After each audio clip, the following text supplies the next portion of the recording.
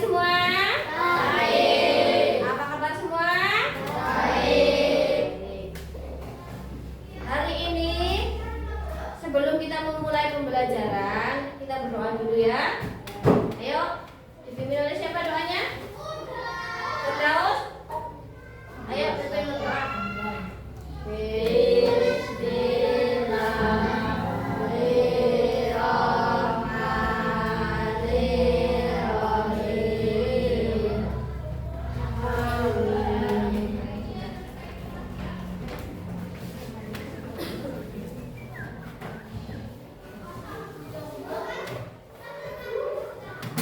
Guru absen dulu ya.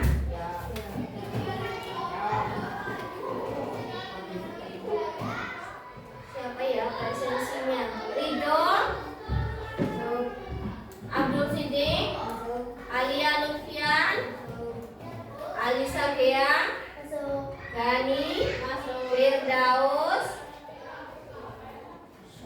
Hanifah, Labib Abdul Majid, Nabi, Rizky Ardiansa, Safran, Usfatul Nur Hasanah, masuk. Alhamdulillah masuk semua ya, sehat semua ya.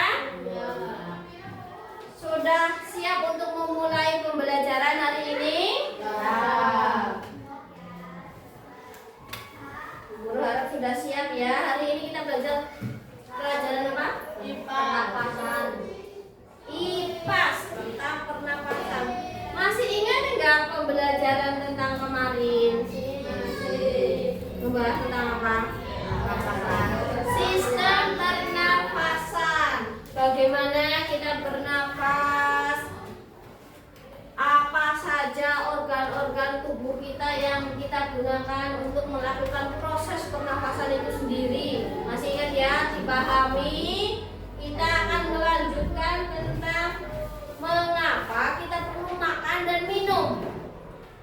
Kalian perlu makan dan minum enggak? Perlu ya. Kita semua perlu makan dan minum untuk berkelanjutan kehidupan kita. Semuanya perlu makan dan minum untuk energi, untuk segala macam. Kayaknya kok lemes sekali ya. Kita pemanasan dulu. Ya.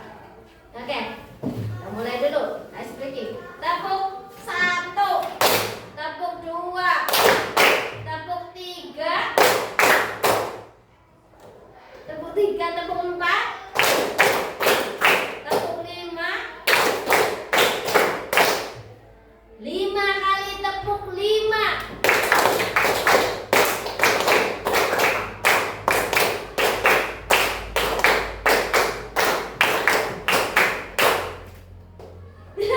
Kelebihan ya, sama kayak Bu Guru.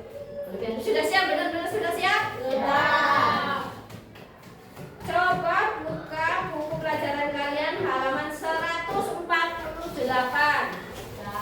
Kita akan membahas mengapa sih kita perlu makan dan minum.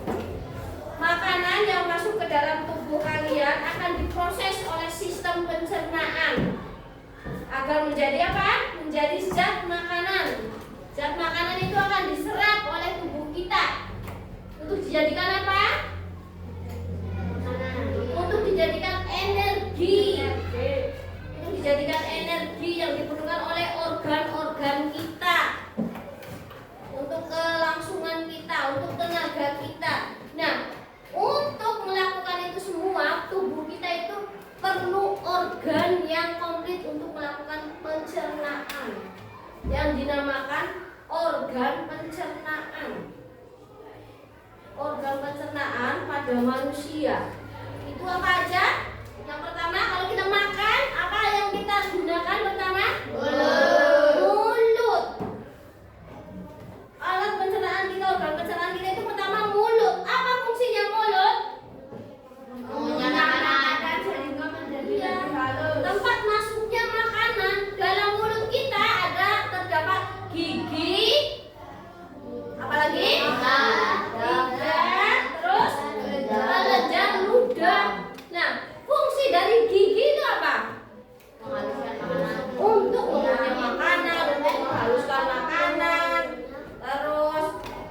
Kalau lidah fungsinya mengecap rasa. Kita tahu jadi nanti rasanya makanannya enak, makanannya pedas, makanannya pahit atau manis, ya kan? Itu sebagai pengecap, itu sangat penting buat kita. Nah, juga lidah itu berfungsi untuk menempatkan makanan di dalam mulut kita. Mau dikunyah di sebelah mana itu kan tergantung lidah yang menggerakkan kan. Nah, tapi dalam mulut ada satu kelenjar yang berfungsi sangat penting untuk merubah enzim menjadi karbohidrat, itu kelenjar ludah. Kita semua punya kelenjar ludah. Yang kedua, kalau kita sudah mengunyah makanan akan masuk kemana? Kerongkongan. Yaitu kerongkongan adalah tempat apa? Masuknya makanan kemana? Ke lambung. Makanan kita masuk ke lambung, ke perut, tempat pencernaan. Dalam lambung itu terdapat banyak sekali zat,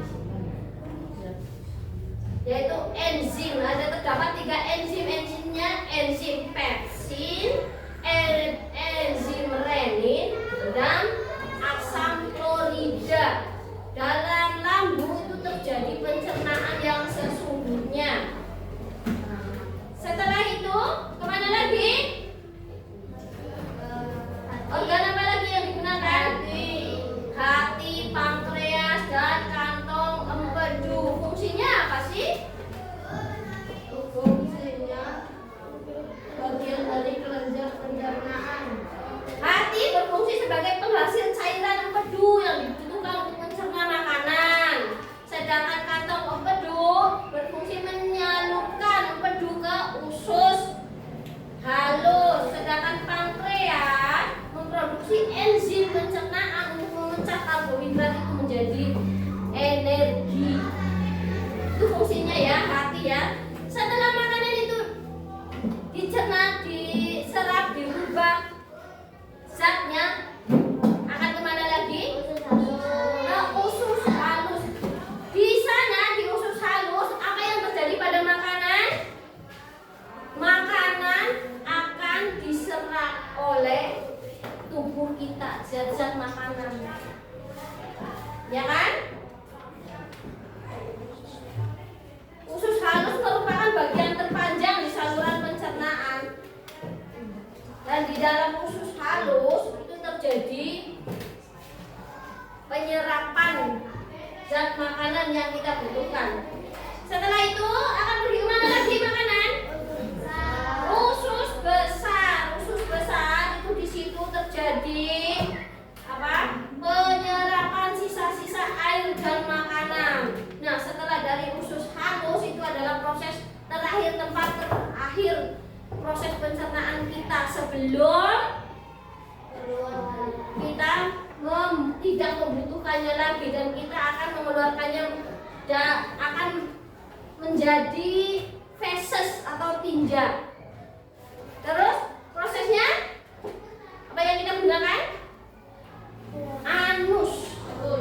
Gak usah malu, itu adalah bagian tubuh kita. Itu adalah organ tubuh kita yang kita gunakan, yang kita perlukan untuk proses itu, ya kan? Jadi paham ya? Yang digunakan untuk proses pencernaan. Dalam materi proses pencernaan ini ada yang mau ditanyakan? Ya. Sudah paham semua? Ya. Kalau sudah paham semua, guru kasih latihan, tolong dikerjakan dengan baik dengan teman sebangku kalian. Kerjakan halaman 157. Kerjakan di buku masing-masing.